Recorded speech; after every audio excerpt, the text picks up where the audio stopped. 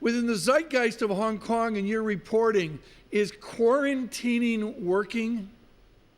Well, it has to be done, doesn't it? But the problem on this cruise ship is you quarantine 3,700 people on board a cruise ship, which has, of course, the air circulation all intertwined, the plumbing, the food. You keep everybody on the ship, and you're going to have co-infections. And that's why the Japanese response has been heavily criticized, even as far away as Israel and Benjamin Netanyahu. There's 15 Israelis on there. He came out yesterday criticizing the slow attempt to quarantine and piecemeal release some people off. And then now you're getting criticism inside of Japan for today. The disembarkation en masse started happening. And some virologists and people who have been aboard the ship, I've heard these interviews, they're criticizing that because of the asymptomatic phase can be upwards of 14 days. So you get your temperature taken today, you get off the ship, you go home, you could potentially be a super spreader. So this is a problem. This is another 79 cases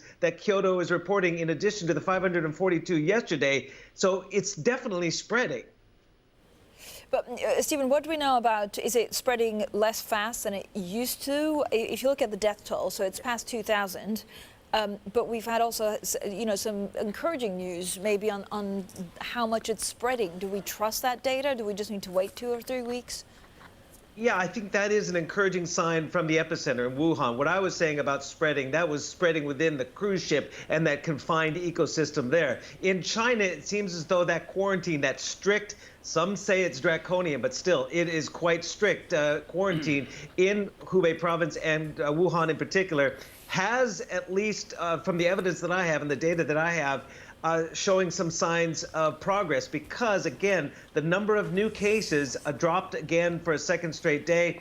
And for the first time, I believe, the number of new cases was below the number of people who were discharged.